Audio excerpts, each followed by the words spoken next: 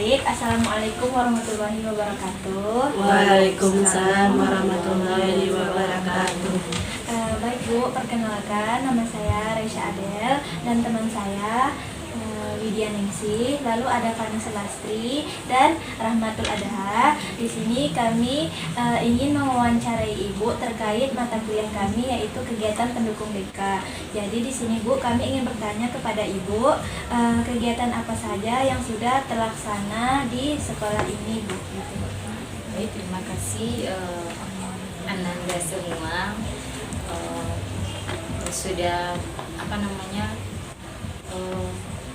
mau kesini gitu bertanya-tanya berbagi pengalaman kita ya. Jadi kalau di SMA Negeri 1 Batu Sangkar ini kegiatan pendukung yang sudah pernah kami lakukan itu salah satunya adalah kunjungan rumah.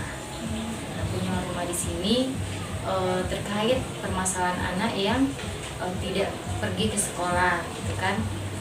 Ketika kita panggil orang tuanya mungkin dia tidak juga datang, panggil anaknya juga tidak datang, akhirnya kami lakukanlah kegiatan rumah. Tentunya atas persetujuan orang tua tersebut kami hubungi dulu apakah bersedia. Jika memang tidak bisa hadir ke sekolah tentu kami akan ke rumah. Alhamdulillah orang tua si anak menyetujui dan kami lakukan kunjungan rumah ini. Tentu ada prosesnya kan, yang seperti Bu bilang tadi sudah banyak layanan yang sudah kami berikan, dan tapi tetap juga anak ini jarang pergi ke sekolah, dipanggil orang tua pun tidak bisa ke sekolah, akhirnya lakukan. Dan itu pun atas persetujuan dari kepala sekolah. Jadi kami ada surat tugasnya, kami minta kepala sekolah jika diizinkan maka kami akan melakukan. Baik Bu. Nah terus Bu, bagaimana pelaksanaan kegiatan pendukung di sekolah ini? Ya pelaksanaannya itu ya seperti tadi, kalau kita butuhkan baru kita lakukan. Karena seperti yang semester ini Ibu tidak ada melakukan kunjungan rumah karena memang tidak dibutuhkan. Tapi semester kemarin Ibu memang banyak melakukan kunjungan rumah karena memang sangat dibutuhkan untuk memutus mata rantai anak ini biar bisa sekolah lagi gitu. Tapi alhamdulillah sebanyak yang kunjungan rumah, mungkin ada memang yang bertahan kembali ke sekolah, ada juga yang menyerah dan pindah sekolah. Itu karena memang kondisi dia lah gitu. Itu yang kita pendukung. Tapi ada juga yang seperti konferensi kasus. Cuma konferensi kasus di sini lebih ke permasalahan dua belah pihak karena tidak bisa kita mediasi dengan baik. Akhirnya kita bawa wakil kesiswaan, kepala sekolah, orang tua siswa dan keluarga dari orang tua siswa yang mampu mengenangi permasalahan tersebut. Akhirnya nanti selesailah permasalahan tersebut. Dan Bu, bagaimana proses pelaksanaan kegiatan pendukung BK di sekolah ini? Ya prosesnya itu yang sama kan, yang seperti tadi gitu. Kegiatan itu akan kita lakukan ketika memang itu dibutuhkan. Tapi jika tidak dibutuhkan, tentu tidak ada kita paksakan. Kita pendukung itu banyak ada himpunan data. Jadi di awal sekolah yang kita lakukan dulu adalah membuat menganalisis buat asesmen siswa. Setelah asesmen siswa, terbentuklah apa kebutuhan yang harus kebutuhan yang mereka inginkan gitu. Nah, sehingga nanti itulah tercipta sebuah program apa hal yang dibutuhkan oleh siswa tersebut. Kegiatan ini adalah salah satunya adalah himpunan data. Jadi himpunan data ini kita lihat dari bagaimana latar belakang keluarganya, karena banyak ternyata permasalahan anak ini bisa karena latar belakang keluarganya, mungkin dari yang berkembang atau yang perekonomiannya lemah. Itu yang selalu ada itu adalah kegiatan pendukung himpunan data. Kalau misalnya yang kepustakaan Bu ada di sini? Kepustakaan itu terkait permasalahan anak ya, mungkin belum ada dilakukan. Tapi kalau untuk materi-materi layanan itu pasti kami akan memakai perpustakaan untuk menambah materinya.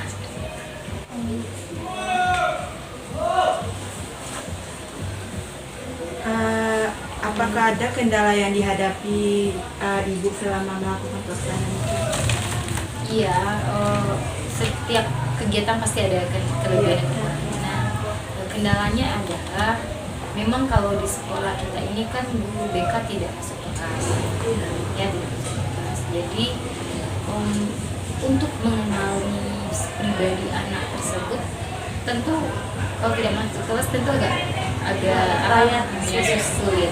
Tapi kami ada solusinya. Nah, solusinya adalah memang kalau ibu pribadi ya 174 binaan itu sudah pernah face to face sama ibu dalam Juli Agustus kemarin. Jadi memang ibu panggil satu persatu, bertatap muka, membicarakan apapun yang bisa dibicarakan. Dan cuma yang Juli Agustus kemarin ibu panggil satu persatu, ibu lebih meminta siswa tersebut memverifikasi nilainya kembali.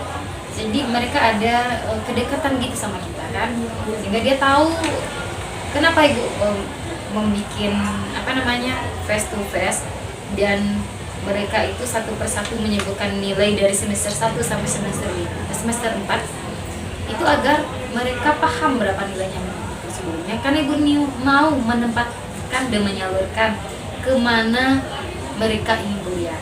Jadi bulan Juli Agustus kemarin memang ini atas kesepakatan dan persetujuan kepala sekolah, jadi kami panggil satu persatu semua kelas 12 itu, ada Bu Desi juga dan Ibu, itu satu persatu anak itu ibu panggil, sebutkan nilai semester 1 sampai semester 4 dan menyebutkan mau kuliah di mana nanti. Jadi di sana ibu udah nampak awal dia dari dini kita udah tahu dia mau di mana, dan ibu juga bisa membaca-baca nanti kalau nilainya seperti ini yang diambil apa sih, yang mau kuliahnya nanti cocok atau enggak, diterima atau enggak. Itu udah ada pembaruan, karena dulu waktu sama si Rama juga ada sih namanya konsultasi Rama, tapi kalau sekarang dari awal sudah kami. Kenapa tuh Rama? Oke, ini lanjut dulu. Udah dengar kan penempatan penyaluran itu layanan diterapkan di SMA kan ada berapa 10 layanan ya Pak. Layanan pertama konferensi itu kegiatan pendukung itu layanan kan sekarang namanya layanan dasar responsif sama kalau dulu waktu zaman ibu kan layanannya ada layanan informasi, himpunan data, orientasi, penempatan dan penyaluran. Kalau sekarang kan udah dibagi ketiga, layanan dasar, layanan responsif sama pendukung ya. Ya pendukung itu nah, kalau layanan dasar itu contohnya seperti layanan informasi, penempatan penyaluran itu layanan dasar itu. Yang layanan responsif itu lebih ke fasilitas individual yang harus memang kita Face to face. harus kita bahas secepatnya gitu. Masalahnya memang urgent gitu kan.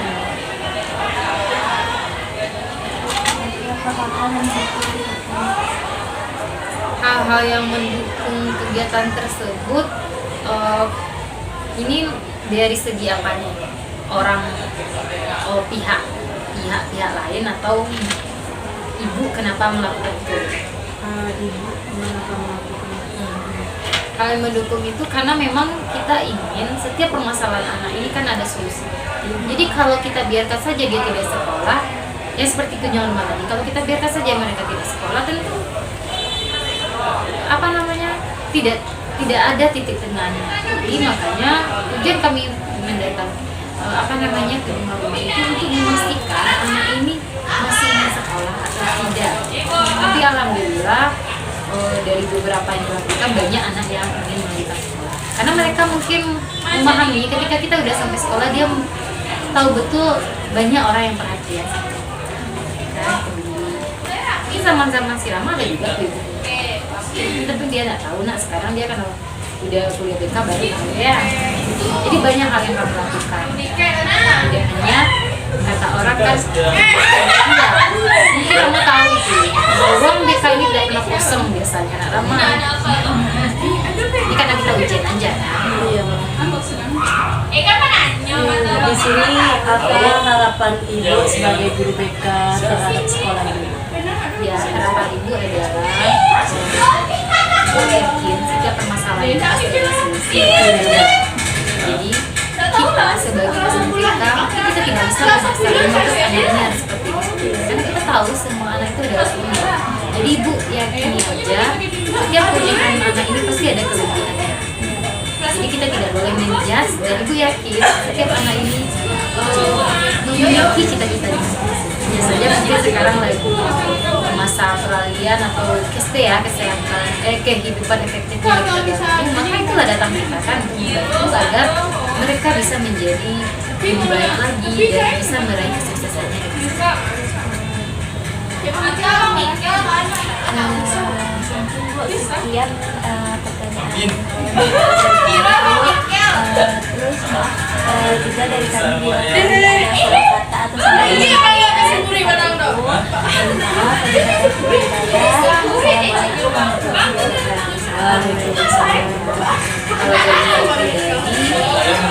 semoga apa yang cara kami bisa bermanfaat ya.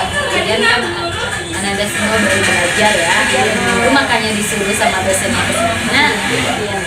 Interview pekerjaan itu Pak. Semoga lancar. Terima kasih Bu. Iya.